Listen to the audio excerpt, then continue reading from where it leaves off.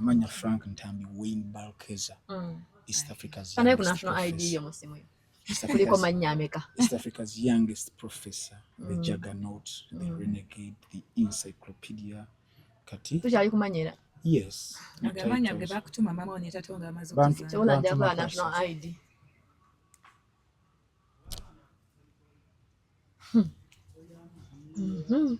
Okay, kalo gali asatu. Gaite gasola kudyako nibamanya. Seka asatu gensimbo kwagala. Nagwe ani alutwa tata mama. Balokeza nzo yali yefunira. Nitegeeza kikuba omuntu otirafuna linyanga china kye yitegeeza. Ya waliwo omusambi w'omupiira amuyita Chicharito Hernandez. Yali wa Manchester United in 2007, 8, 9, 10. And that was the time nga njagala nnyo omupiira ate nga naye mwagala nnyo. Nentandika okumunoonyereza gwenda okumunoonyereza ku taata bamuzaala Balkeza of C. Nendyagala nnyo kati era ngeri of K. So nentandika okubikozesa mu documents zange. From P7? Senior 3. What you sort ate from Tegeza amanya ga P7 ne senior 4 ne 60 ga tegafanana. Yes. What? P7 Frank Ntambi. Then S4 S6 University Balkeza ne libeerako. N'abo bantu banjawulo. Kitegati watula P7 ono yatula P7. Nenkola bita Deadpool bicheebi. Ne balyongerako wali wonna. Udde nga walina bungi. Nabuyinawo.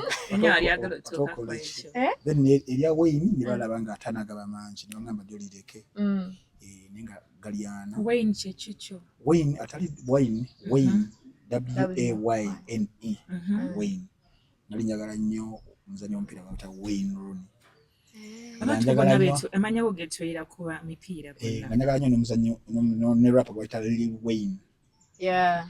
Fala muyita Wayne tuli mu nsobi. Ye Wayne. Yes. Si Lil Wayne? Lil Wayne. Tiana Frank, the Frank. Twala mumo. Ntambi Frank. Mama one bwatu bakwita Frank oba Franka. Wakitegese na bulungi so Franka. Ndazo yagala kwagala tusombowa. Ono tuli mu kwogera ku muntu eyave mukono. Nze nkulidde Kampala. Nzaliddwa Kampala, nkulidde Kampala, nsomedde Kampala. Ali kyalo kyaffe kyo kiri awe. Busaabala. Yeah, those are our ancestral. It's our ancestral. Bazadde bo wakulira bwa. Bakulidde mu Ndeeba, bazaliddwa mu Ndeeba, nzaliddwa mu Ndeeba. Wow. Waliwo oba wali kusakoza oba wali kugundi ki wakubira yali mama yali jjajja yali ani wali gosinga okwagala ennyo yali mami. Jjajja wange ne bamazaawo bonna baafa. Sorry. So gwakubira yali luddawa. Kati ali Mutungo Kitiko. Mutungo ne Mutungo ebbina kyekyo. Kale Mutungo Kitiko ova Mutungo ova Kitiko that is parish yesooka then noddako Mutungo noddako Kigo then Busaabala. Okitegeera. Kati yes kati Kitiko Mutungo is off Ntebe Road noyingira mu Ndalweza noyitamu okitegeera ye wali Takishite Academy obujiwulira. Yes. Kati awo mama wange yateyewaza bwe bujjajja bwe wazaaliddwa. Era we nawo mulanga nga wemba mu Ndeeba ngende Kitiko. Wemba Kitiko ngende Mutungo. Ngende Mutungo ngava ngende Busaabala kati nga tutambulira awo. Tolimanga ko kitegeera. Twalimanga edda kati olakwata essaawa zino eyo nena gye njogerako kyafuuka kibuga. Twayitwamu oluguudo lwa express olwo n'engulu ne basikola ez'omunda kati wali expensive baguzeewo abagagga biki era bw'ogendayo wali abagagga bangi olusozi lwa Lubo walutuli waggulu naye nga edda kyali kyalo edda nga kyali kyalo era nga batuwa punishment ogenda okuwummula naye nga mba mugenzi okuwummula mu kyalo nga buli mba mufunira enkumbi. Nobo ina myaka 3 nga bakufunira akakumbi akatono like bakuinstiringemu okubanga oli mukozi okolayo nga teri kule like bajjanga batuna chalenga nti tulina kubanga lubunane regardless of emyaka gy'obeera oti olina at least ogenda nibagamba tuno because edda mu kulima wabawo ennimiro nti eno nnimiro ya maama ennimiro ya taata mwene mu baana okitegeera era nga baggerera olubimbi kati gwe emyaka gino kugina mugenda kulima okuva no paka wali because we busobozi bwa mu mikono era nga bakulu bamwe balima luneneko nenga that food yalinga ya home consumption subsistence si ya kulima atenga tetwalima because twalakinanga emmere naye enkuza yaffe ffenna myaka gyedda kyali nnyo okukolera awamu okitegeera nga tebaagala nnyo kwejajjasa neweziba nkuwe nga mugenda as a family nemutyaba enku okitegeera newegaba amazzi nga mugenda ku luzzi nga jjajja waffe ne mama waffe bo ne taps wezajjira nga tebaagala nnyo kuzireeta kutujinya wadde obusobozi babulina eventually zamala nezikola ki nezijja mu kyalo amazzi ne gajja ewaka but they were very hesitant okuba nga babireeta nga obudde bukyali because twalinga extended family abaana bakojja abaana baani kati nga muli awo kati tebagala nnyo leeta bintu bigenda bajinya miki emikono last born family yaffe y'abaana 7 abawala 3 abalenzi tuli 4 tuli mixed naye nga yaggulawo yali mukyala era mukyala of course sigamba nti yali mukyala mukulu wange amuyita Grace Birabwa she's now 53. Is she proud of you? Kyonjogedde okiwulidde she's 53 waliwo abantu abamu nga bamaama baabwe ate bali 53 nze ate elder sister wange mami wabeera mama nga ali mu 70s eyo gyali Mungu akyamukuwadde ne taata wange gyali naali mu 70s musajja wattu kati nze muto kusaidi ya mami bali proud of you byoli kati I think they have to be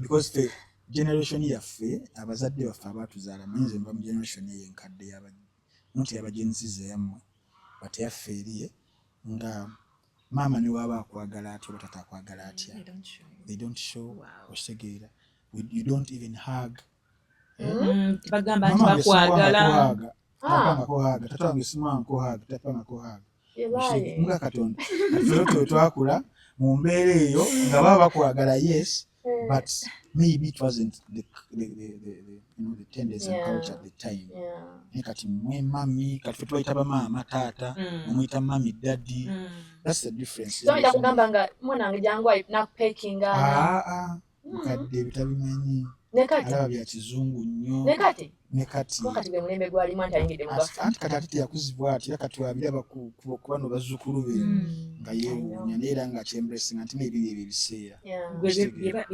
byonyumiza byokuliramu ogenda bikuliza mu baana oba ogenda kuwera guno wakyanga gamba obikuliza soke tumanye omwana amulina atalina njagala sito ina abaana mwami ntambi kirabika I'm not sure olowooza nti naye akagunda akalinga mufunisa olubuto naye siri sure waliwo ebiseera ebyo twali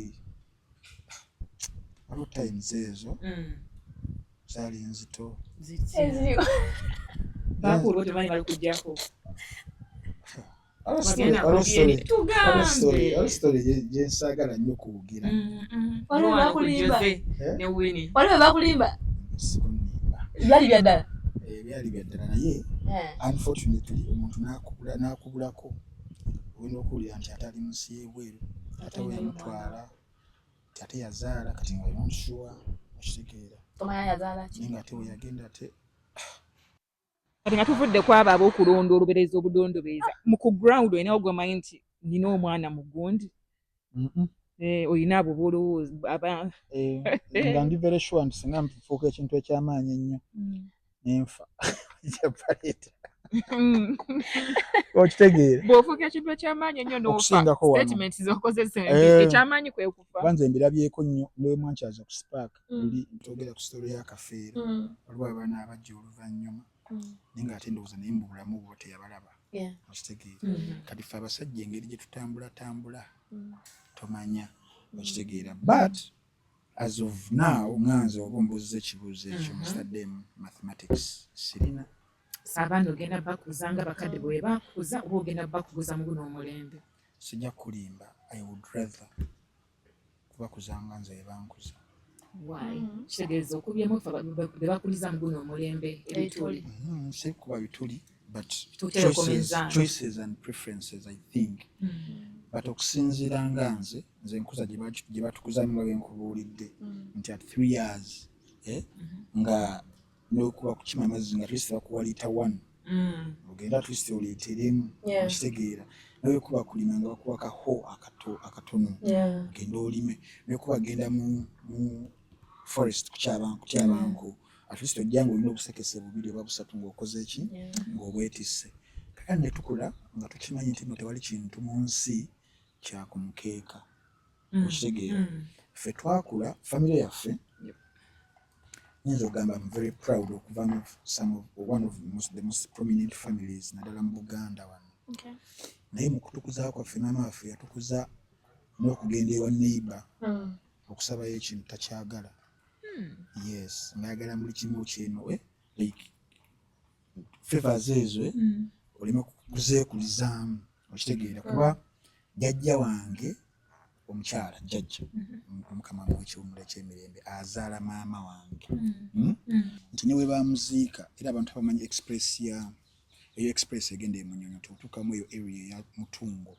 there is a church kuside ya is it left side n'ebira ki ebira right ebira right church eyo bwe bamuziika eyo parish eyo eya Mutungo yagula ettaka erira ye bamuziika wetwali kugundi ya Muganda Akamiliyoni ate yerweza eyo parish y'Abakatuliki eyo yerweza kati ate ye Protestant but Mutungo bagimanyi ettaka eryo nona yaligula yamuziikawo ne mami wange wayinza okuziikibwa okitegeera nti yali mugagga era nze omu ku ndowooza kuba ataalirake kubeera nga yampa ettaka kuba nali muto naye yagaba nga tatunga na kutunda nga akusima busimi n'akuwa bakulu bange baabawa okitegeera naye ne maama wange nti wadde yalina maama we nga mugagga ne maama wange ng'akulaga nti tasaba maama we ng'ayeekolera asobole okubeera nga atubeezaawo jjajja waffe olumu nga amuwa lwa mpaka okitegeera kakati okukizaayo ku kintu kye mbaddenconnecting nakyo kya Pastor Jessica nti family yaffe yali bwetyo ne maama waffe teyakola ki teyagendayo oba kusabayo kintu oba kusabayo any favor ninga tebaalisobodde mu mitingi z'ekika teyatuulangamu temwabeeranga mitingi za kika anti wadde ziba za kika ne si za kusaba buyambi oba okitegeera kati awo ne tukula nga tumanyi nti abo gye bakola ki gye bali okitegeera katukudayo ekibuzo kyoti no Pastor Jessica twogera yes naye kikwewuunyisa si mu mbeera eyo nti nno nandiyagadde oba mpeeyo ekintu oba okitegeera so even recently one weeks nga 4 5 emabega nagendayo ewa Pastor Jessica yes wano nengendayo angamba lwaki onneekweka lwaki tojja n'osaba lwaki towasa jangu ku kyaki wano tujja kufunira omukyala okitegeera nga tuddamu ebyo Pastor Jessica ntojjukanye ebyaffe ebyekika omwami najja Kayanja namunyanjulira oba okitegeera weebityo that introduction but we are talking about one of the most prominent families in Kayanja. Baba was story okolebwa ku eyo family. Osobola gikola but that is the challenge. Tinabagamba nti nayingira omulimu gw'amawulire. Toyina gwetira kulisa. Church story wejjanga mu binso bije mukoze and criticize. I told them. Toyina wo. Nabe waka kubo family. Bijireke yitabala bajogere ku story. Criticism kirala. I criticize. Omuntu kasigala. Omuntu wabiranga ali mu nsobi kabiri mamange. I criticize her. Nanti nange watu we yankuza. Tati yanzitira kuliiso. That's why kaba tekabanzijeko but how do you know that criticism ate yayinza okushapinga someone into mukubire simu omugambe empwira bakwogera ko mbadde nsaba sister Teresa mbadde nsaba mama tere niyo zo sigenda mu camera nayo gwalowoozo wuwa ino omuwolereza nawe noyongera that is one of the reasons lwaki ensi yaffe eri tuli mabega kebire government kati nga bino teka eriisa la sovereignty bill yeteka mu act kati yafusa act neteka mu account nti we muri yogera ku kintu musimanyi nga tekigenda kukola kiti ati musibo kitegira we bitu but mu countries and other policies ezo tuzikubamu ebituli bayina shape kusinzira ku perception y'abantu but tuwiranga tutatira oyo wange ekyo kyaffe ekyo banne mukoze mutya tubali bwe tugenda nsibe emito omugamba ko ne mukubira omugambire ko ku simu kamera mu meeting ngete twogera nnyo kale but you have the number right when number njogera nabo nga tugamba sebyo kati waliwo ekiriwo bade nabo bakyeka nga kati wabadde bitambula ebyo sigaa kubiddamu ebadde ku family eyo bwe mwamitinga because ogambye weeks nnyo mabega byaliwo kuba bibaddewo emyaka otegedde bwe mwamitinga yutokufa n'omugamba munnaye nange bambulira story yaabwe bambulira everything nga wekiri nteka munange investigation zange era buli kooti ebadde tulaba ku mwanga tumbadde ngenda okitegeera mbadde ngenda era mbadde nvayo nembyogerako ngeri ey'owamawulire so oyo wa family era bano musoso okukiwulira ekyo oba okitegeera so kwe kuddamu kiri ekibuuzo kyobadde ombuuza nti abaana bange nandyagadde mbakuze nandyagadde nze mbakuze nga mama wange wankuzizza regardless of ono biki ono bikoze ono muyita nti ono biki you're going to be your own hero. You have to make sure that you're your own hero. You don't depend on anyone regardless kubanga people disappoint and that is the world. Akati ojja kubeera nga hope yo eri ku muntu eri ku Jose eri ku Winnie naye ayina ebizibu bye okitegeera you won't understand Winnie kyayitamu natasobola kupuwa kyoyagala and before you know nga Winnie omuteekins clashes jjajja wange oyo Professor Frederick Sempe wazaala Jessica jjajja wange onamala senior 6 era ku bimu ku bintu lwaki nayina okutya n'okuswala okuddayo mu maaso ge maaso ga jjajja azaala Jessica tata azaala Jessica ne Jessica Pastor Jessica nakimugambye wano recently agamba lwaki wali wadduka like that's how she termed it lwaki wali wadduka kati we namala senior 6 tata wange anzaala n'ayagala ngende nsome ku university of course nali mpise bulungi naye ng'ayagala nsome mateeka tata wange ng'ayagala I emulate Judge Frederick Sempe because yasoma mateeka family yabe ba mateeka nnyo akoze constitution mu nsi 8 countries in Africa oyo mwana ba drafting constitutions za naye nga nze nalina passion mu mawulire nalina passion mu art okitegeera so nze ngamba tata wange sigenda kuteekinga kyoyagala ndakuteekinga kyenjagala nakimugamba n'akuba essimu n'akubira jjajja namugamba muzzukulu waje myaganya okusoma ki amateeka jjajja nanyiigira okitegeera because tewaliyo nsonga yali eŋŋaana kuba points nali nzirina obusobozi bwa ssente bwaliwo tusigamu tebwaliwo naye nze nenfolowinga jjaneki endala kakati nze mulinga etalimu ne mu kikandowooza yalimu like olina wakisikira teyalimu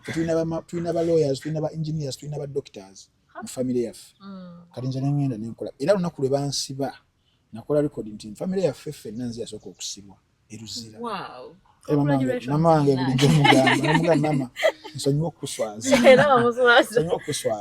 naye nga kimugamba wenseka kubanga bakyakusiba kuba mama namugamba era mama wange namugamba olunaku lwe nagenda ekabalagala awo nti bannimba bali bawamba essimu yange for forensic musango gwe gwabeererawo bampawabidde kakati nkugenda okukola statement okwereportinga ogusooka ne batwala essimu bwali busiru bwange kuba nali sinagenda naye ku musango ng'ogwo nalina genda kakatooki era looya wange nalokola yagamba naye ntambyo gwalabika ng'omugezi akantu aka akatono kerabira otya kati twali tuvuvuba n'abasajja abo nga womanyi nga nze ndowooza maybe bajjeemu amaanyi kati osi yali ku musango gwange IO nankubira essimu yange eno nga njagala eno era waliwo yambuuza lwaki togyetundako bantu babateekamu kakiiko bakulonda muganza katali kabbamu bansula mu mulyango kati ne baŋŋamba tugenda kuddiza essimu yo jangu oginone nengenda okuginona kabalagala omanyi abasajja baba basoma intelligence psychology yangu walinnya na boda nze ngenda kuziika otagisangayo gwamanyi mba nakuseeti wano nga mu kantu neŋŋamba bwe nali nkola naye muta Megatron beera awo ngenda nkiba essimu nkole ki kunewo bwe nagenda nga buli kimu kyawedde ngenda mu kooti ndyogwa ndyomu nga n'essimu yange eyokubiri nga bamaze dde okukola buli kimu ngenda mu kooti then ngenda luzira kuba kyali kipange nga sisobola kuwona kooti nti bagenda kumpa bbeeyi mama wange nemukubira essimu bakuwa akakisa okukuba amasimu awo nga bantwala mu kamotoka nga maama ngenda luzira bwino bwento nzenga mama ngenda Luzira naye togeza n'ogamba jjajja Sempeebwa togeza n'omugamba kwa Sempeebwa alina Professor Sempeebwa alina ki eyogundi ye advocacy omuli Katende Sempeebwa advocacy kibyo ebyo ngala asobola okujja okunteerawo omugongo mugato mugamba kino ngenda kivaamu bwogwa bom nekyokubiri sikwagala kujja kundaba nga mama wange sagala ojje ku kooti sagala ojje Luzira ne baganda bange tebajja bagambi naye nali ndi awo nga mukulu wange azze Luzira nga mama asiise ne pizza bwandeetere kumbe terabikkiriza ebyokulya eri Luzira ebifumbe engambi yakedde nankolera pizza mutwalira mutabani wange Luzira bagana wange ne bajambi nga bawulira ennaku nze ge bawulirako ennaku nga nze nkimanyi omusaba ogwendimu it's just a matter of time lwaki wakwesa maanyi go goyina because one jajjawo Pastor Jessica kandi hatasobola kuba simu neegaana wonna nnaate wonna lwaki wakwesa aga amaanyi anti nzirayo ku kiri kye mama wange kyeyankulizaamu never depend on what anyone don't ask favors fight as a man okitegeera tekyamala nekiggwa waliwo akantu gakatono ng'osobola okukalwa nange omusajja katatu waliwo oyinza obbeetaagira mu mikwano gy'abakantu wakubira nikwategedde akubira maama bakwano bange ab'akantu in fact ekesi egenda okubeerawo nga abantu baluzira omuntu gansi okukubira yali misaki papa misaki semukulu kubanga nali mu jurisdiction ye nga bantwala Makinde ku magistrates court ali wali ku papas twetaaga IDs letters wa chairman wenafuna omuntu ali within w'amangu abantu banange bali kyanja okitegeera nga nawe mbagamba bagenda kujja okutambula nga jjukira abantu alatinka tuteni okitegeera kati we nakubira oyo nenkubira Bajjo nga manyera ali mu Makinde kate Bajjo yali ne kasoko mu kaseera ako nga bava kukola Jeremanda shock baba amwe ne spreading away gati but don't because nti mikwano jange tiyali priority but I was a bit tactical mu mbeera gye nalimu nti ani gwe nnina okukubira kati ayinza okunyamba yamba kati situlwanirwaneko tuwaddewaddeko nga Sabaka wange obulamu naye nga family yange nali nyikijjeemu kabere maama bw'okyali okubya Professor Sempeebwa ne maama kati omuntu owokusatu gwesoogedde era ali mu family yaffe ye mukyala Jeno Nalweyiso kati ate ye maama wange jaza bujjajja wa maama wange Manzi baluganda eyo baluganda eyo aleka nsobola n'okukugamba nti jjajja Nalweyiso abajjajja wange simulabangako physically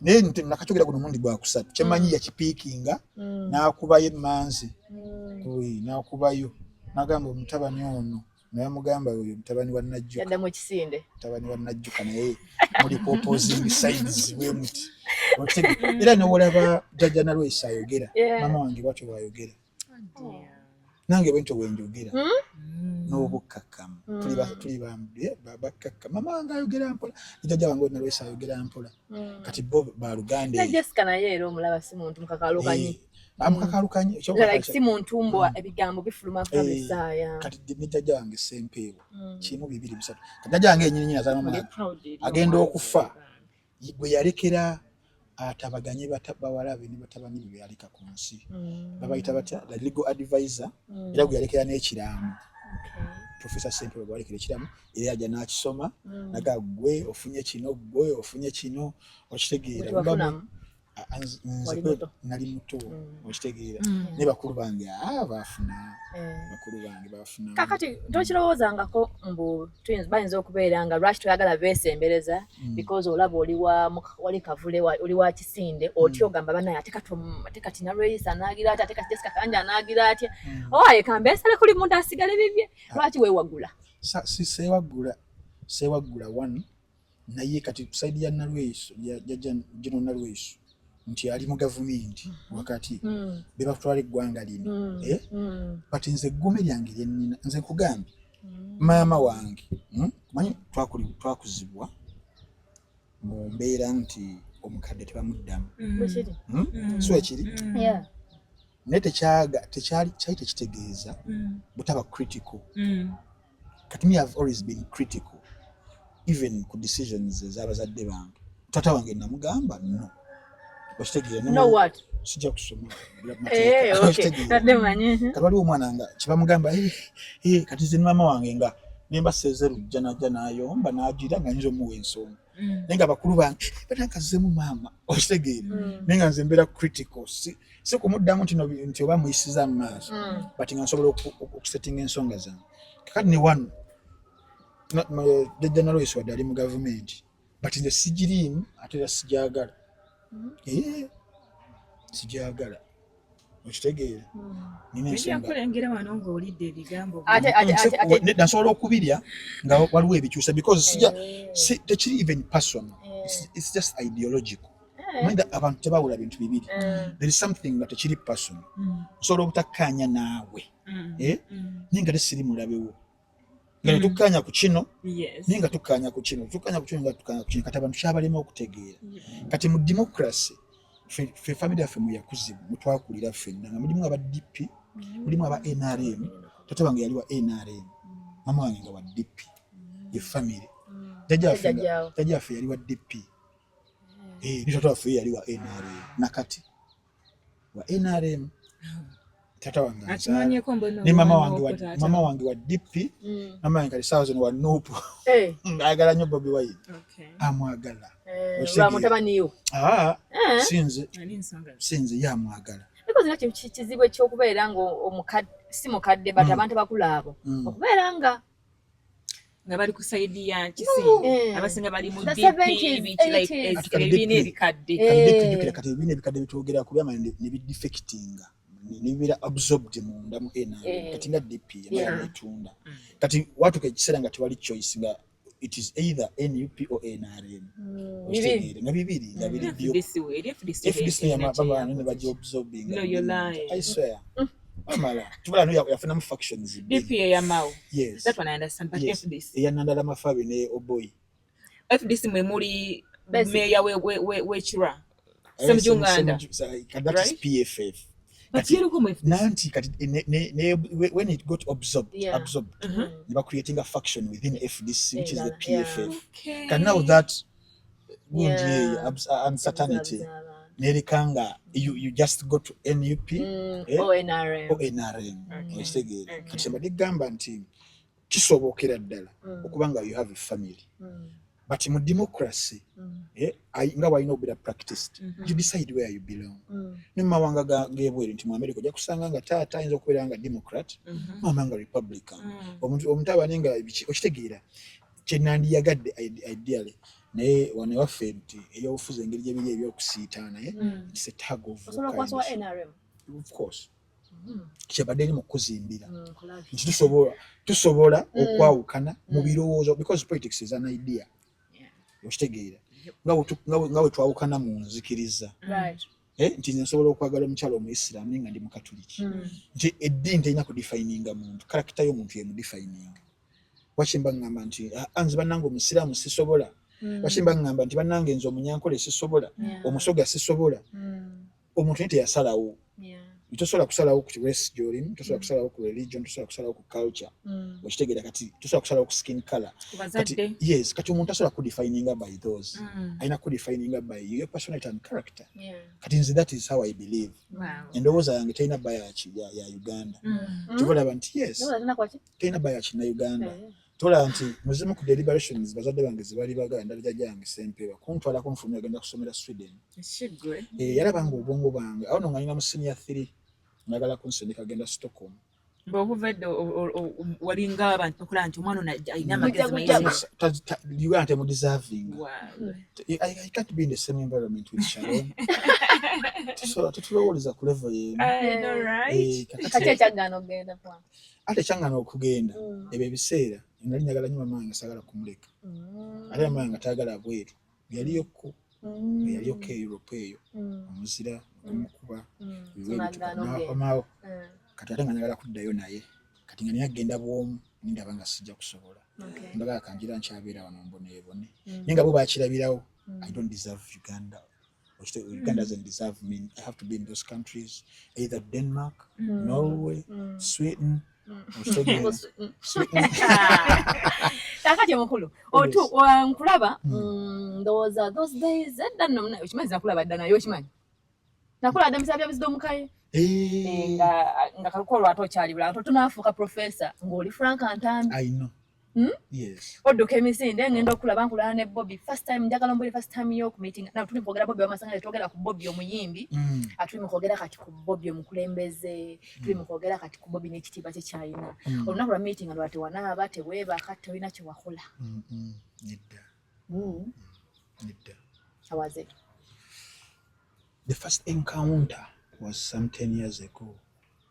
Before gwokubiri gugambye gwa masanyalaze gwali gwa artist. But even as an artist yalina masanyalaze mangi. So kati yes, gaitegenkana nagano. Kwa gano gansi yonna. World sina national gwanga but nsi. But I met a guy gwe nalina meeting ako before. Yatumeetinga mu supermarket. Mu kivulu kya Mr. G. Yachaza Mr. G.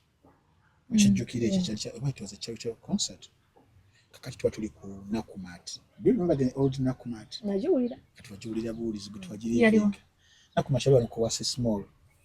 Kati nga tuva ku hostel y'ekikomi. University days ezo. Nga mujja mu supermarket eyo. Namugula ebyokunywa nga bya layisi.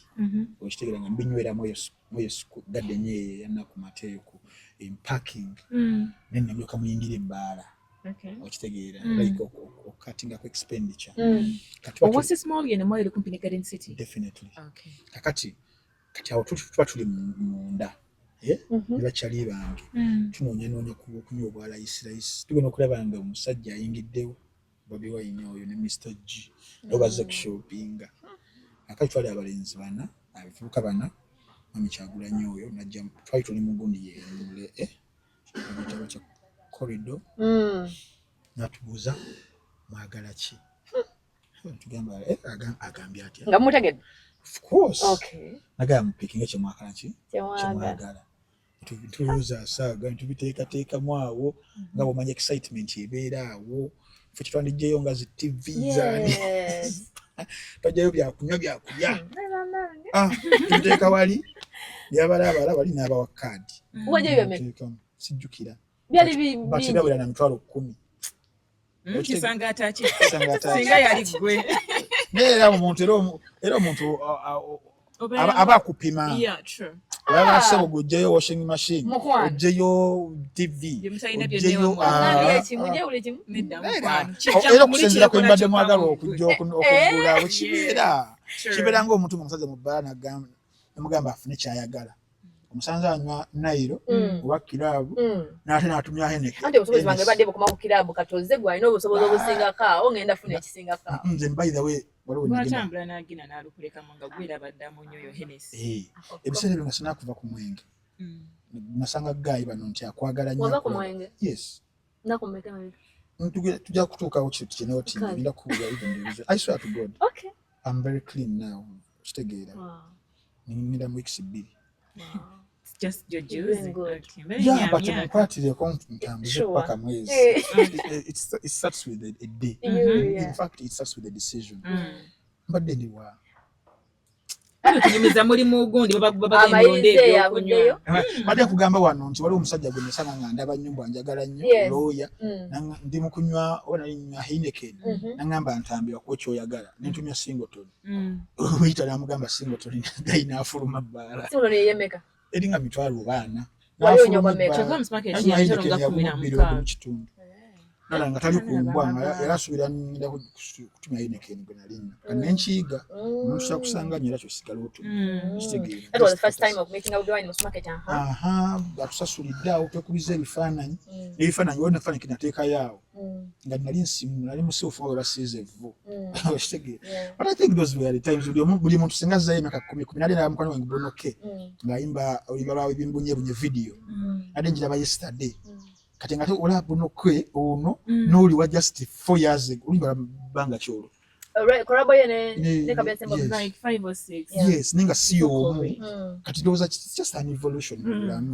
Era nze siswala kupostinga the older me however oba nali ntunula bubi oba bicha kiba kiraga mukama wa kijja kujje you appreciating abantu amuba batya bane bananda batya kana akafaananyi banangenze win success kyo kana ekyomusamu ekyo kiseera obeera wali wakabi tumanya na kumanya kati ola eno set gye tuliko in 10 years tugaba nange wali mfaana olubuto ndi minister mu government ya FEMPIA ositegeera mwe nabesalako dda temunyongerako nabesalako biroto binene bro okigakukozalako kimanya omwana okifuna so kyebadegamba kati wano mukuddayo kusoka ntu meeting mu kusabira omwoyo gwa katolo bwama they had organized abantu aba was it called Afri Diamond that is Afri Talent and Diamonds Assemble they had prepared something okujukira omugenzi Kato that was the 2023 nga gwako mu December kati mbandi yawo omukyala nkubira essimu nkyala ki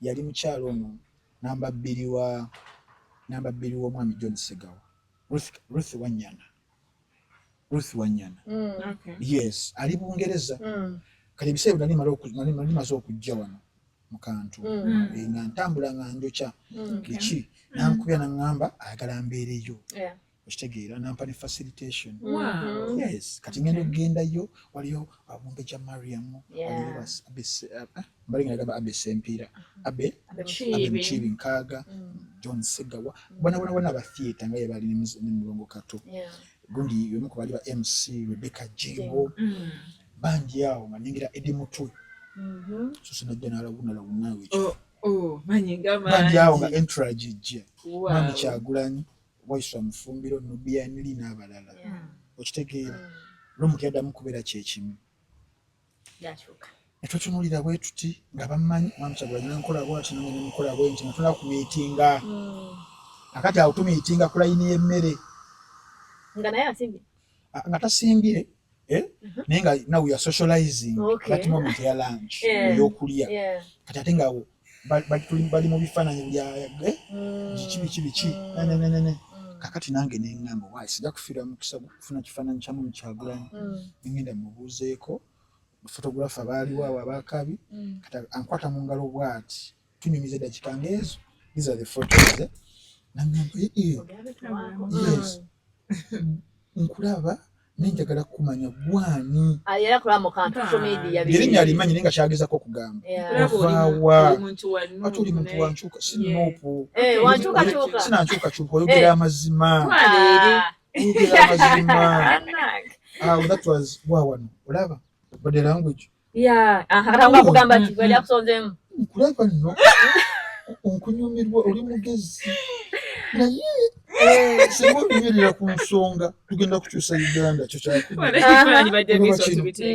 konzi banange ngansinyi nnyo bano nangamba naye onsanze sinaamu nnyo omukalu wange naye ngenda kukuteera ku ssimu yali abaddemu nazo yali akokezaayo talina kutambula nankalu yali akokezaayo bumu 2-3 omwagadde n'oyita ne woyina bagamba omwami otavaako si mwami famire bagamba mazima ga Katonda mu ggulu okutta maama wange mazima ga Katonda mu ggulu Mami Kyagulanyi anyambyeko n'ensonga z'ebyensimbi ogutali mulundi gumu ogutali mirundi ebiri Pachaka mwe bayamba mwate temwagala mwogera ate batayambye bebasinga mwogera sibye kimanyi kifaananyi winyi wali abantu abali abakwogera ku nti oli mukono nenga wali n'abakupraising nti oli mugabi wali abantu abakwogera ku nti olina omutima omubi kyotali wali abakwogera ku nti omutima gwoyo omulala guli golden kati obulamu bw'ensi butulina stories zanjawulo mu bantu okusinziira osobola okusanga omuntu ayogera ekimu Kyagulanyi tagaba nenga tamutuukiranga nako nga tewalina genuine reason kaninze nange nsobola obeera wendi olinaga nti amimpaayo omutwalo tomumanyi tomulabangako niwoba ogulina ogumuwa ku ki naye tebwagenda erina otambi nemusanga namusaba omutwalo gwokka mwami Mayinja yayimba olimba n'agamba onsaba omutwalo negumbula munnange tonyigira nange gwolaba siri bulungi newuma lukatenda akyamanja osobola ogenda okutuukirira omuntu wabeera sudiiro sobe tugamba nti omuntu asinga obugagga nenga alina kirooni kya Diamond Trust kimutwala mu kaseera ako gwewayagalira obukadde 10 kutwala obwebweru baludda wangatako kati ebintu by'ensimbi webityo bibiri n'ekyokulala mulimu n'abalowooza nti Mami Kyagulanyi alina okumuwa ssente because amuwagira tasobola kuba nkumuwagira tagula tagula buga because abakubanga ekyakikola ate abantu tebaali mwagadde ku kikyali bali mwagadde kubanga akola ki abawaayo kati omuntu gw'obadde ng'owaayo ng'ogula buganzi waba buwagizibwe ozikuggwako bwe yakyukirawo kubanga alina kyakwagalako kyekiri ku NRM abantu nga 90% or 95 bajyagalako byegaba either kifo either tender contract security sente ebyo ebyo singa biggwawo balaba n'emisala wegirwawo balaba nga batandise okwogera some of the agents aba NRM nti obuganzi bwawe bagula ekituyita patronage mami Kyagulanyi si kyekyo tumwagala nga ye omuntu tulabe story nga ava eno wansi ne watuuse n'ekyokubiri nti ayimirira ku bintu yaffe bye tulowooza nnyo tulina okuyimirirako oba okitegeera sokakuwadde gumu seebiri seesatu ekyo kivuddewo ndowooza Bobi Wine ekyokweyanga gaatagabasse ogambe si mwami oyo famire eyo ebikoze bwempulira agamba no famire ye yonna eyo kati simanyi oba abantu abo famire ya Mwami Kyagulanyi yonna Centamu family they are hard working people abafudde from scratch from zero ne bakola emirimu gyonna oku aninga kati omuntu nga aninze sente mu mbeera eyo n'engeri gyazejjako tagenda kuzejjako fwa oba okitegeera tebazikoledde balonze nnonde abazigaba abagamba nti no bazigaba nkubuulidde ensonga oba okitegeera mulimu abamu nga bagula buganzi waliwo omuyimirize gwe mmanyi ye ng'agira naye nga kyekyo amawulire gakube yawadde ono gundi okitegeerawo ebityo okitegeera so it's just a decision but family ya Mwami Kyagulanyi nkolaganye ne mukyala Irene Kayemba amukoleddeko manze digital handle we for some 3 years ni twesasula bulungi nnyo okitegeera tukolaganye ba Miki tukolaganye ne ba Banjo tewali buzibu bonna kisinzira omuntu olina nkolagana kino bino ebirala ebyogerwa eno olitaga abagula kiteweekolera ye baani abaamuwa banange ekiro tukijjemu ekyokwagala ebyokumukeeka regardless kikiririzaamu lwaki nkujjukiza abalinzi gye nakulira mama wange engeri gye yankuzaamu tubadde n'abantu abalina sente mu family nga tuba tulina ekizibu ekifaanana kitya naye nga temulidde kyaggulo musula dani amawulire dani okuboogerako nti abo nno basabiriza tugula ate sente tulya kimu twakiryako but that is the situation yeri mu kusiigira ekifaananyi maze okumumiitinga kati wano waŋŋambira gwe osoma photographic interpretation wano tubadde ku kyamukaaga kyakutaano by the way ulaba otya ng'ozzeeko Cuba kano tulyako ku kyemisana Emagere omulaba kyemisana olaba nenzikiriza ekitibwa omwagadde omwami oyo Katonda ojja bitekangayo bwati nga bwenjogere okitegeera nankuba akaama awo nengamba kiki ng'onokisangako nokisanga eri ku bici yaabwe waka yangamba na sabulenya kyekyo sabulenya kika kyannyanja akati munange nga bampadde eti bulungi nnyo olimba wagendayo nenfunayo n'akatabo